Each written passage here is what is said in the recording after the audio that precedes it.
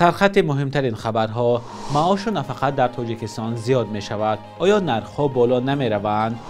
زیاد شدن استخراج انگشت در تاجیکستان و دونالد ترامپ از صحبت با ولادیمیر پوتین خبر داد.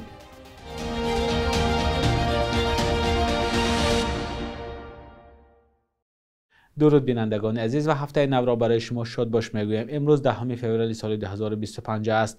پرزیدنت تاجیکستان امامعلی رحمان روز 8 فوریه فرمان داد که از 1 سپتامبر امسال معاش و نفقه در تاجیکستان زیاد شوند. بر اساس این دستور معاش آموزگاران 30% و دستمزد پزشکان و دیگر کارمندان دولتی 20% زیاد می شود. استیپندیای دانشجویان 20% و حجم نفقه 10% افزایش خواهد یافت. معاش حداقل در کشور که فعلا 800 سومانی یا 73 دلار مقرر شده است از 1 سپتامبر نباید از 1000 سومانی کم باشد.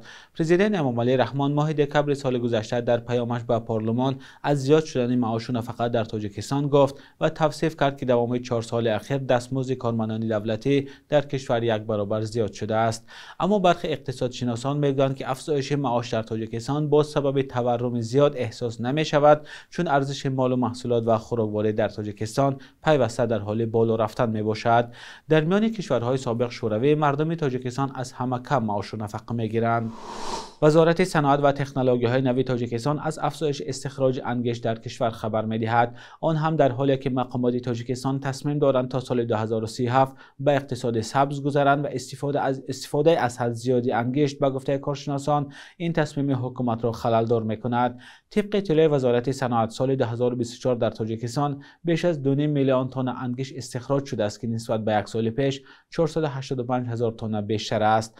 به اطلاع منبع قریب 1 میلیون تن انگشت به مرکز برق و گرمایدهی 2 شهر دوشنبه، 356,000 برای کارخانه‌های صنعتی و قریب 445,000 انگشت به اهالی فروخته شدند. همه سال از زیاد شدن تولید انگشت در حالی است که مقامات تاجیکستان گفتند کشور تا سال 2037 به اقتصاد سبز می‌گذرد. اما زیاد شدن استخراج انگشت و استفاده آن در صنعت نگرانی برخی کارشناسان حفظ محیط زیست را به میان آورده است. ناتالیا ادریس که 10 سال به این جانب مشکلات زیست محیطی تاجیکستان را می‌آموزد پیشتر به رده آزادی گفته بود افزایش کارخانه‌های استحصال انگشت تاجیکستان را از راه رسیدن به اقتصاد سبز دور می‌کند. دونالد ترامپ پرزیدنت آمریکا به نشر نیویورک پست گفته است که تلفنی با ولادیمیر پوتین پرزیدنت روسیه درباره جنگ در اوکراین گپ زده است. این گفتگو کی انجام شده است معلوم نیست. ترامپ در این صحبتش گفته است که پوتین می‌خواهد کشته شدن آدمان بس شود. پرزیدنت آمریکا گفته است که او نقشه دقیق قطع جنگ را دارد و امیدوار است که خونریزی زود به پایان می‌رسد. ترامپ با سوال اینکه چند بار با پوتین گپ زده است جواب نداده است.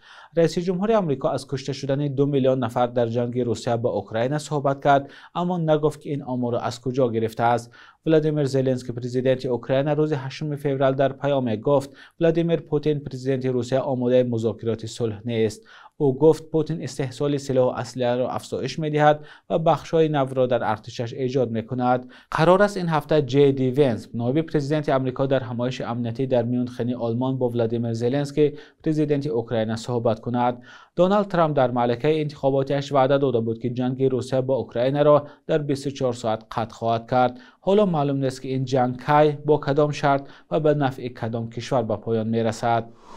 در کتابخانه شهر کولاب اکثر کتاب‌ها با زبان روسی هستند، چون برای خریدن کتاب‌ها با زبان تاجیکی مبلغ کم جدا می‌شود. این نکته را نمایندگان کتابخانه هفته گذشته در نشست خبری گفتند. به گفته مسئولین برای خرید کتاب‌های نو سالانه از بودجه همگی 6000 سومان جدا می‌شود. ادامه موضوع در گزارش همکارم محمود جان رحمتزاده از شهر کولاب. نصف زیادی کتاب‌ها در کتابخانه ولایتی به نام صدرالدین عینی در کولاب با زبان روسی اند. رهبریت کتابخانه میگوید از حساب بودجه همگی 6000 سومانی اختصاص داده شده است. این مبلغ را کتابخانه هر سال میگیرد و از آن برای خرید کتاب‌های تاجیکی استفاده میکنند. اما مدیر کتابخانه اقرار میکند که این مبلغ برای خرید کتاب کافی نیست. 6000 جدا شده برای خرید کتاب. ما همین 6000 را شرطنامه کردیم. نشریات ادیب قطعی و نشریات عرفان قطعی. ما همین 6000 را پرا گرفتیم. 3000 هر نشریات قطعی ما کتاب را پرا گرفتیم. حالا در خزینه کتابخانه ولایتی به نام صدرالدین عینی در کولاب 79000 کتاب وجود دارد. از این مقدار 17000 کتاب با زبان تاجیکی و باقی مانده با زبان روسی می باشند. раҳбарияти раёсати фарҳанг ва китобхона барои ҳалли ин мушкил ба раиси вилоят ва вазорати фарҳанг нома фиристодааст. дар ин нома рӯйхати китобҳои зарурӣ пешниҳод шудааст то дастраси онҳо гардад. бисёраш рост мега ки ҳамин китобхонода аксарияти ҳамин китобхонода китобҳои давраи шӯравиянд. аммо ҳисоб мехна ҳисоб курда рафтаистан ҳамин китобҳо тоза хай бози ҳамин хариди китоб камтар ҳамин маблағҳо каман масъала ҳамин китоби тоза нашуда барои ёзи буд ин озмунҳои чи фуруғи субҳи доноӣ намераса китобҳо миян ҳамун хонандо мисол намеёбанд китобҳои. дар шаҳри Кӯлоб ду китобхонаи вилоятӣ фаъол аст. китобхонаи вилоятӣ ба номи Садрдин Айнӣ ва китобхонаи бачагона.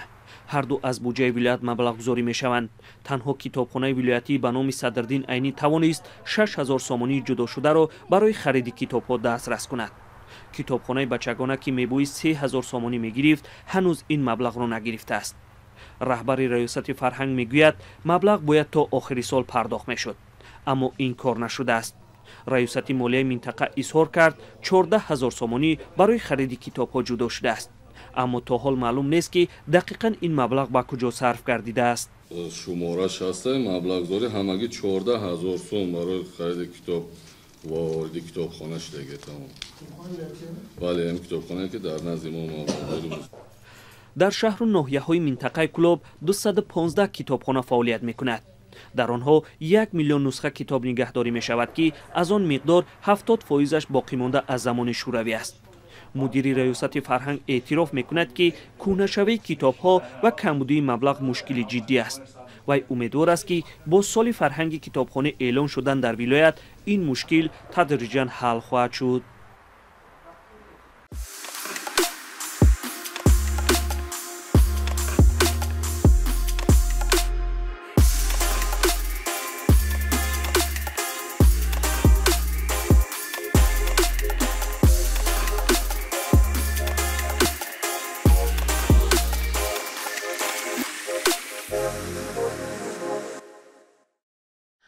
کمیسیون مرکزی انتخابات تاجیکستان نامزدهای احزاب از رویخط حزبی را ثبت نام کرده است. این نهاد در خبرنامه نوشته است که از 70 نامزد پیشنهاد کرده 6 حزب 68 نفر آنها را ثبت نام کرده است.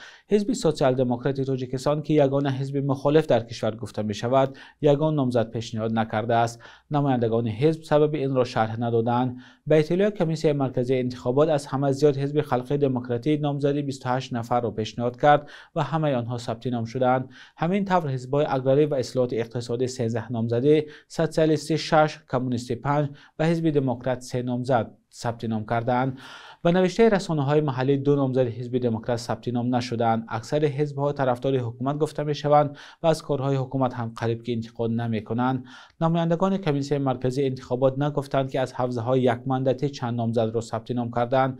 از 63 کرسی مجلس نمایندگان 22 وکیل از روی خط حزبی و 41 نماینده از حوزه‌های یک مانداتی انتخاب می‌شوند. انتخابات وکیلان پارلمان و مجلس‌های محلی در کشور روز 2 مارس برگزار می‌شود. بخش یک روز تاریخ است که مهمترین تحولات تاریخی در روز 10 فوریه را فرا می‌گیرد.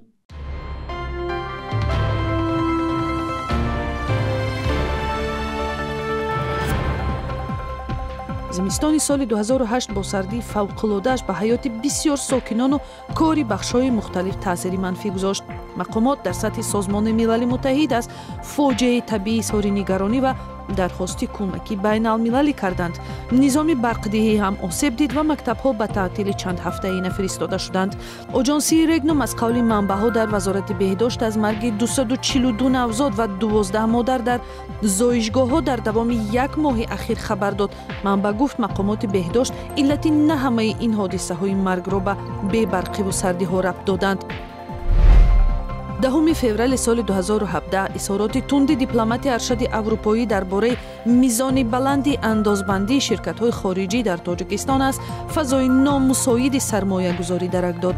ҳидоят бишичевич раиси намояндагии иттиҳодияи аврупо дар тоҷикистон гуфт даҳо ширкати тиҷоратии хориҷӣ аз гаронии молиёт ва санҷишҳои батакрори сохторҳои андоз шикоят карда дурнамои кори худ дар бозори тоҷикистонро тираву тор баҳо доданд. талошҳои баъдии ҳукумат ба ислоҳи вазъ натиҷаи зиёд надод.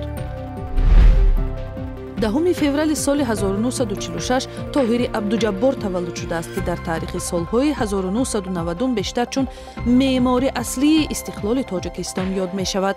ҷунбиши мардумии растохези таҳти раҳбарии ӯ нахустин созмони сиёсӣ дар тоҷикистон буд, ки дар муқобили ҳизби яккатози коммунист баланд шуд. тоҳири абдуҷаббор муаллифи нахустин матни эъломияи истиқлолияти тоҷикистон буд. ӯ соли 2009 дар 63 солагӣ бар асари саратони мағз даргузашт.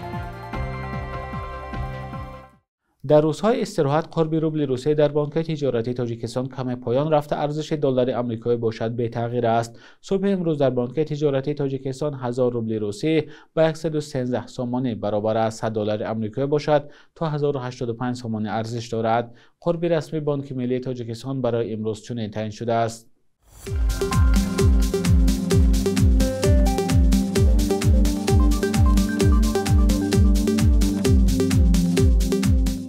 بینندگان عزیز، به پایان برنامه نوید بامداده رسیدیم. تشکر که با برنامه‌های رادیوی آزادی هستید. منتظر نظر و پیشنهادهای جالب شما هستیم.